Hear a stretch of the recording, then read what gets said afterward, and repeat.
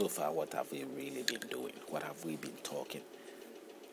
I have suggested things like ways that leads us into a very violent world, a very uncomfortable state of world, because of what religion and culture being my main, focus, of which I think has brought about this issue. Not because religion is bad or culture is bad, but the fact that we have not, put them together well. The fact that it has not been blended together well, then it becomes a problem. It has not been put together well. It has not been put together well because from what we are discovering shows that wherever it has come from, wherever we think it has come from, has not come from that end. Because if it has come from the wise and all wise and knowledgeable God, I don't think that is how it should end up. That is how it should be, revealing to us. But it may have come from God, some God, a God, just like something coming from a human being. There are lots of human beings. There are lots of people. I'm not the only one who live. I'm reaching out to somebody. There are lots of people. And there are lots of books. There are lots of presentations. All those people who write, they all write their ideas. There are errors, there are mistakes, but we can tell the hand of man is not necessarily a perfect book. You can read all the books that you can see. Fine, take a book at a bookshop and just read it. Read another book. You realize that they're all coming up with ideas and but the book is perfect in its own human sense, perfection.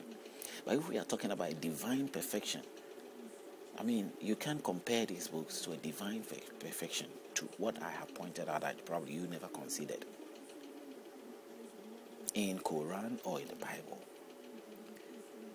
It comes along with a definition.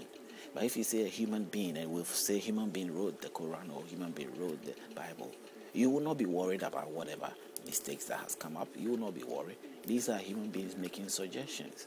So why would you accuse the book in the first place? But if you say God himself wrote this book, and I say, let God be God. And let God prove or say that if you think God would admit that he wrote this book.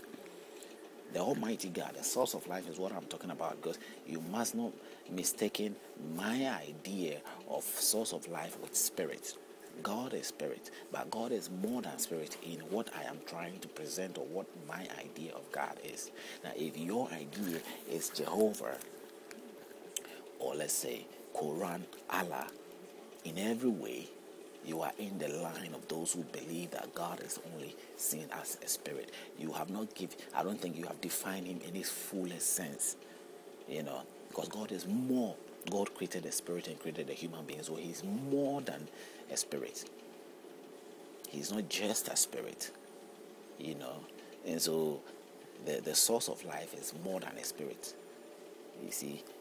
And if that is the case, then you and I will be thinking along the line. If you think that he's more than a spirit, the source of life is more than a spirit. He's a more normal human being, and he has the abilities of a human being, of a physical human being, and the spiritual abilities as well. So nobody knows the state of which God is. Since we did not see him or have not seen him, then the elders has settled down with the idea that he's a spirit. But the book is saying, we're also saying that the book came from God. So we're saying here also that God said that he is a spirit. God is saying to us that he is spirit. So we have to be careful. We know we have to you and I have to look at it and say, is it from God? If you agree from God, that's another step. And then agreeing, knowing that we now have to define who God is. Is God just a spirit, or is more than a spirit? Then you and I thinking along the line is when we are thinking that God is more than a spirit. And if you think God is a spirit, then you are thinking along the line of what these books present and what these books are saying. You understand? And after thinking along the line that, let's say, God is only a spirit or God is a spirit, we have to think about that. The books say of God, the spirit God, it says that he is omniscient, omnipotent. I am agreeing with you on that level.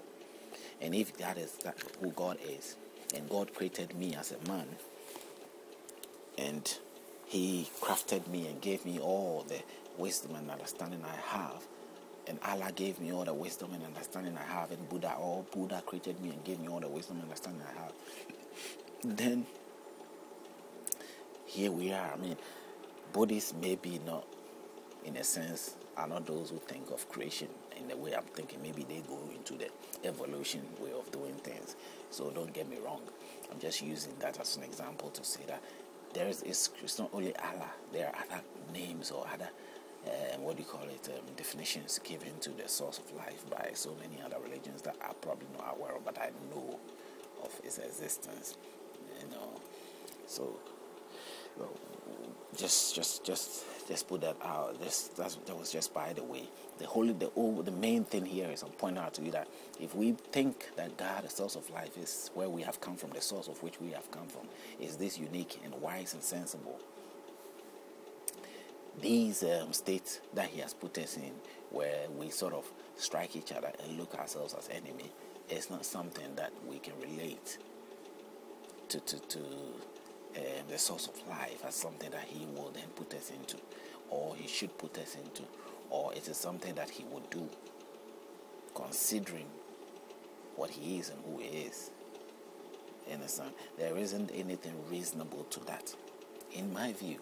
Now, maybe God did that for a purpose. Maybe God can do that also. Yes, accept that God can also do that.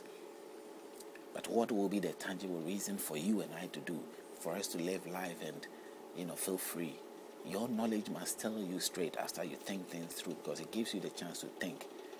Your knowledge, before you can set yourself free from anything and begin to think as normal, as natural as you could be, you must be able to say to yourself that, why will God even punish me?